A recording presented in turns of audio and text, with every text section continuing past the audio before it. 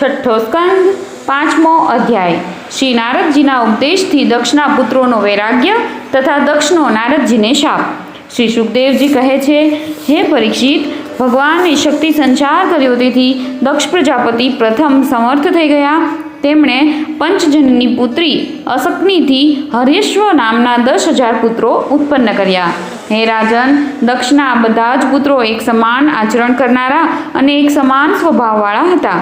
તેમના પિતા દક્ષે જ્યારે તેમને સંતાન ઉત્પન્ન કરવાની આજ્ઞા આપી, ત્યારે તેઓ તપ કરવાના ખ્યાલથી પશ્ચિમ દિશા ભણી ચાલી નીકળ્યા। પશ્ચિમ દિશામાં સિંધુ નદી અને સમુદ્રના સંગમ સ્થાને નારાયણ સરોવર નામનું એક મહાન તીર્થ છે। મોટા મોટા મુનિઓ અને સિદ્ધ પુરુષો ત્યાં નિવાસ કરે છે। નારાયણ સરોવરમાં સ્નાન કરતાં જ હર્યશ્વોના અંતઃકરણ શુદ્ધ થઈ ગયા અને તેમની બુદ્ધિ ભાગવત ધર્મમાં જોડાઈ ગઈ। તેમ છતાં પોતાના પિતા દક્ષની આજ્ઞાથી બંધાયેલા હોવાને કારણે તેઓ ઉગ્ર તપ કરતા જ રહ્યા। જ્યારે દેવર્ષિ નારદે જોયું કે ભાગવત ધર્મમાં રુચિ હોવા છતાં પણ આ હર્યશ્વો પ્રજાની વૃદ્ધિ કરવા માટે જ તત્પર છે, ત્યારે તેમણે તેમની પાસે જઈને કહ્યું, અરે હર્યશ્વો, તમે પ્રજાપતિ છો તો શું થયું? વાસ્તવમાં તો તમે બધા મૂર્ખ જ છો। જરા બતાવો તો, તમે જ્યારે ભૂનો અંત જોયો જ નથી તો સૃષ્ટિ સર્જન કેવી રીતે કરશો? આ તો ઘણા દુઃખની વાત છે। જુઓ, એક એવો દેશ છે કે જેમાં એક જ પુરુષ છે, એક એવી ગુફા છે કે જેમાંથી બહાર નીકળવાનો રસ્તો જ નથી, એક એવી સ્ત્રી છે કે જે ઘણા રૂપ ધારણ કરનારી છે, એક એવો પુરુષ છે કે જે વ્યાભિચારીણી સ્ત્રીનો પતિ છે, એક એવી નદી છે કે જે આગળ અને પાછળ બંને દિશાઓમાં વહે છે, એક એવું વિચિત્ર ઘર છે કે જે 25 પદાર્થોથી બનેલું છે, એક એવો હંસ છે કે જેની કથની ઘણી વિચિત્ર છે, એક એવું ચક્ર છે કે તે છરા અને વજ્રથી બનેલું છે અને આપોઆપ જ ઘૂમતું રહે છે। મૂર્ખ હર્યશ્વો, જ્યાં સુધી તમે પોતાના સર્વજ્ઞ પિતાના યોગ્ય આદેશને બરાબર સમજી નહીં લો અને ઉપયુક્ત બધી વસ્તુઓને જોશો નહીં, ત્યાં સુધી તેમની આજ્ઞા પ્રમાણે તમે સૃષ્ટિ સર્જન કેવી રીતે કરી શકશો? શ્રી સુખદેવજી કહે છે, હે પરીક્ષિત, હર્યશ્વો જન્મથી જ ઘણા બુદ્ધિશાળી હતા। તેઓ દેવર્ષિ નારદનો આ કોયડો, આ ગૂઢ વચનો સાંભળીને પોતાની બુદ્ધિથી જાતે જ વિચારવા લાગ્યા। દેવર્ષિ નારદનું કહેવું સાચું છે કે આ લિંગ શરીર કે જેને સાધારણ રીતે જીવ કહે છે, એ જ ભૂ એટલે કે જીવ સંજ્ઞક ક્ષેત્ર છે અને એ જ આત્માનું અનાદિ બંધન છે। એનો અંત એટલે કે વિનાશ જોયા વિના મોક્ષના અનુપયોગી કર્મો કરવામાં રત રહેવાથી શો લાભ? ઈશ્વર, જાગ્રત, સ્વપ્ન, સુષુપ્તિ આ ત્રણેય પર તુરીય છે। તેઓ એક જ છે, તેઓ પોતાનામાં જ રહેનારા સાક્ષીભૂત છે, પરમેશ્વર છે, એટલે કે અભવમ અર્થાત અજન્માને જોયા વિના મનુષ્યને અસત્કર્મોથી શું ફાયદો? જેમ મનુષ્ય ગુફારૂપી પાતાળમાં પ્રવેશ્યા પછી ત્યાંથી પાછો આવી શકતો નથી, તેવી જ રીતે જેમને પ્રાપ્ત કર્યા પછી જીવ ફરી સંસારમાં પાછો આવતો નથી અને જેઓ સ્વયં અંતર્જ્યોતિઃ સ્વરૂપ છે, તે અંતર્યામી પરમાત્માને જાણ્યા વિના વિનાશશીલ સ્વર્ગ વગેરે ફળો આપનારા અસત્કર્મોથી શો લાભ? પોતાની આ બુદ્ધિ જ ઘણા રૂપ ધારણ કરનારી અને સત્વ, રજ વગેરે ગુણોને ધારણ કરનારી સ્વેચ્છાચારી સ્ત્રી જેવી છે। આ જીવનમાં આનો આ બુદ્ધિનો અંત જાણ્યા વિના, વિવેક જ્ઞાન પ્રાપ્ત કર્યા વિના અશાંતિને વધુને વધુ વધારનારા અસત્કર્મથી શો લાભ? આ બુદ્ધિ જ ઉલટા સ્ત્રી જેવી છે। એના સંગથી જીવરૂપી મનુષ્યનું ઐશ્વર્ય, એનું સ્વસ્વરૂપ નષ્ટ થઈ ગયું છે। એની જ પાછળ પાછળ તે મનુષ્ય ઉલટા સ્ત્રીના પતિની જેમ કોણ જાણે ક્યાં ક્યાં ભટકી રહ્યો છે। એની વિચિત્ર ગતિને જાણ્યા વિના જ વિવેક વિનાના અસત્કર્મો કરવાથી શો લાભ? માયા જ બંને બાજુ વહેનારી નદી છે, તે સર્જન પણ કરે છે અને પ્રલય પણ કરે છે। જે લોકો આમાંથી બહાર નીકળવા માટે તપસ્યા, વિદ્યા વગેરે કિનારાઓનું અવલંબન લેવા માંડે છે, તેમને તેમ કરતાં રોકવા માટે અહંકાર વગેરેના રૂપમાં તે નદી વધારે વેગથી વહેવા લાગે છે। જે પુરુષ તેના વેગથી વિવશ અને અજાણ છે, તેના માટે માયારૂપી અસત્કર્મોથી શો લાભ? આ મનુષ્ય દેહ જ 25 તત્વોનું વિચિત્ર ઘર છે, તે પુરુષનો આશ્ચર્યરૂપ આશ્રય છે। જીવાત્મા દ્વારા પોતાના સ્વરૂપને જાણ્યા વિના સ્વેચ્છાપૂર્વક કરવામાં આવતા અસત્કર્મોથી શો લાભ?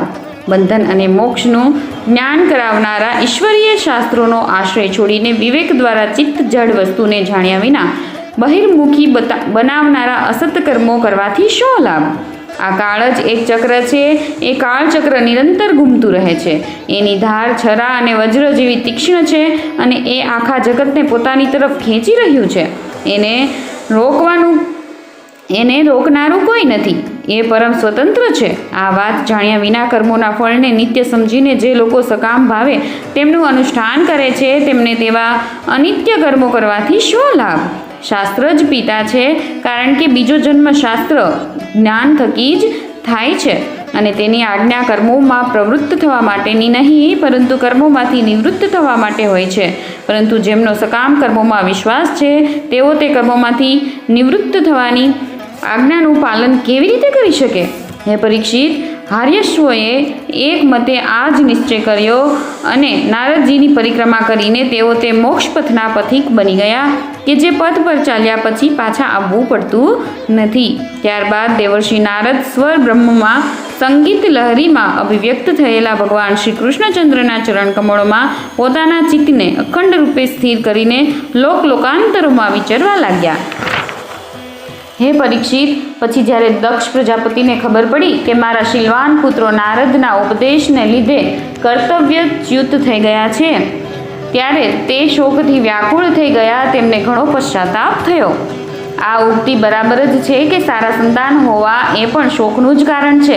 બ્રહ્માજીએ દક્ષ પ્રજાપતિને ઘણું સાંત્વન આપ્યું. પછી તેમણે પંચજનની પુત્રી આસક્તિના ગર્ભથી હજારો પુત્રો ઉત્પન્ન કર્યા.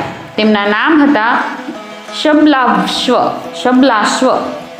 તેઓ પણ પોતાના પિતા દક્ષ પ્રજાપતિની આજ્ઞા મેળવીને પ્રજાનું સર્જન કરવાના ઉદ્દેશથી તપ કરવા માટે તે જ નારાયણ સરોવર પર ગયા કે જ્યાં જઈને એમના મોટા ભાઈઓ હર્યશ્વએ સિદ્ધિ પ્રાપ્ત કરી હતી. ત્યાં જઈને શબલાશ્વએ એ સરોવરમાં સ્નાન કર્યું. સ્નાન કરવા માત્રથી જ તેમના અંતઃકરણના સઘળા મળ ધોવાઈ ગયા. પછી તેઓ પરબ્રહ્મ સ્વરૂપ પ્રણવ એટલે કે ઓમકારના જપ કરતા મહાન તપ કરવા લાગી ગયા. કેટલાક મહિનાઓ માત્ર પાણી અને કેટલાક મહિનાઓ માત્ર હવા પીને જ તેમણે અમે નમસ્કારપૂર્વક ઓમકાર સ્વરૂપ ભગવાન નારાયણનું ધ્યાન ધરીએ છીએ કે જેઓ વિશુદ્ધ અંતઃકરણમાં નિવાસ કરે છે, સૌના અંતર્યામી છે તથા સર્વવ્યાપક અને પરમહંસ સ્વરૂપ છે. આ મંત્રનું રટણ કરતા રહીને મંત્રાધિપતિ ભગવાનની આરાધના કરી. હે પરીક્ષિત, આ પ્રમાણે દક્ષના પુત્રો શબલાશ્વો પ્રજાના સર્જન માટે તપમાં સંલગ્ન હતા. ત્યારે તેમની પાસે પણ દેવર્ષિ નારદ આવ્યા અને તેમણે પહેલાં જેવા જ ગૂઢ વચનોથી તેમને ઉપદેશ આપ્યો. તેમણે કહ્યું, દક્ષ પ્રજાપતિના પુત્રો, આ તમને જે ઉપદેશ આપું છું તે સાંભળો. તમે તમારા જ ભાઈઓના માર્ગનું જ અનુસંધાન કરો. જે ધર્મજ્ઞ ભાઈ પોતાના મોટા ભાઈઓના શ્રેષ્ઠ માર્ગનું અનુસરણ કરે છે તે જ સાચો ભાઈ છે. તે પુણ્યશાળી મનુષ્ય પરલોકમાં મરુતગણો સાથે આનંદ ભોગવે છે. હે પરીક્ષિત, શબલાશ્વોને આ પ્રમાણે ઉપદેશ આપીને દેવર્ષિ નારદ ત્યાંથી ચાલ્યા ગયા અને તે શબલાશ્વોએ પોતાના ભાઈઓના માર્ગનું જ અનુગમન કર્યું, કારણ કે નારદજીનું દર્શન ક્યારેય વ્યર્થ જતું નથી.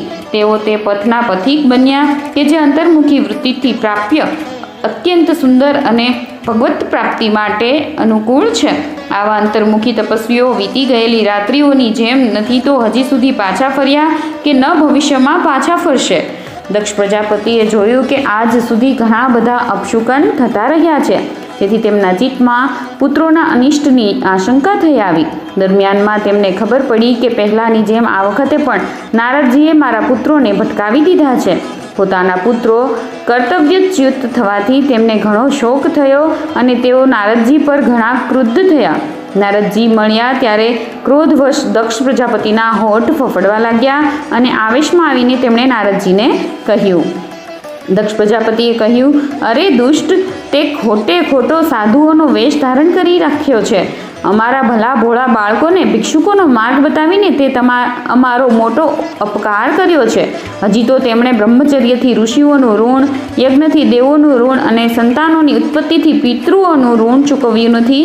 હજી તેમણે કર્મફળની નશ્વરતા વિશે પણ કશું વિચાર્યું નથી. એ પહેલાં જ હે પાપાત્મા, તે તેમના બંને લોકના સુખને નષ્ટ કરી દીધું છે. સાચે જ તારા હૃદયમાં દયાનો છાંટોય નથી. તું આ પ્રમાણે બાળકોની બુદ્ધિ ભ્રષ્ટ કરતો ફરે છે. તે ભગવાનના પાર્ષદોમાં રહીને તેમની કીર્તિમાં કલંક જ લગાડ્યું છે. સાચે જ તું ઘણો નિર્લજ્જ છે. હું જાણું છું કે ભગવાનના પાર્ષદો હંમેશ દુઃખી પ્રાણીઓ પર દયા કરવા આતુર રહે છે, પણ તું તો પ્રેમ ભાવનો વિનાશ કરનારો છે. તું એવા લોકો સાથે પણ વેર રાખે છે કે જેઓ કોઈની સાથે વેર રાખતા નથી. જો તું એમ સમજે છે કે વૈરાગ્યથી જ સ્નેહપાશ વિષયાસક્તિનું બંધન કપાઈ જાય છે, તો તારો એ ખ્યાલ બરાબર નથી, કારણ કે તારા જેવા ખોટા વૈરાગ્યનો સ્વાંગ રચનારાઓથી કોઈને વૈરાગ્ય થઈ શકે નહીં. નારદ, મનુષ્ય વિષયોનો અનુભવ કર્યા સિવાય તેમની કટુતા જાણી શકે નહીં. તેથી વિષયોની દુઃખરૂપતાનો અનુભવ થતાં આપમેળે જેવો વૈરાગ્ય થાય છે તેવો બીજાઓના બહેકાવવાથી થતો નથી. અમે સદગૃહસ્થો છીએ, પોતાના ધર્મની મર્યાદા પાળીએ છીએ. એકવાર આ પહેલાં પણ તે અમારો અસહ્ય અપકાર કર્યો હતો, ત્યારે તો અમે તે સહી લીધો હતો. તું તો અમારી વંશ પરંપરાનો ઉચ્છેદ કરવાને જ તત્પર બનેલો છે. તે ફરીથી અમારી સાથે દુષ્ટતાનો એ જ વ્યવહાર કર્યો છે. તેથી હે મૂઢ, જા, લોકાંતરોમાં ભટકતો રહે. ક્યાંય પણ તારે માટે ઠરવાનું ઠામ ઠેકાણું નહીં હોય. શ્રી સુખદેવજી કહે છે, હે પરીક્ષિત, સંત શિરોમણી દેવર્ષિ નારદે ભલે સારું કહીને દક્ષના શાપનો સ્વીકાર કરી લીધો. સંસારમાં બસ સાધુતા એ જ છે કે બદલો લેવાનું સામર્થ્ય હોય તો પણ બીજાએ કરેલા અપકારને સહી લે. છઠ્ઠા સ્કંધ અંતર્ગત નારદને શાપ નામનો 5મો અધ્યાય સમાપ્ત.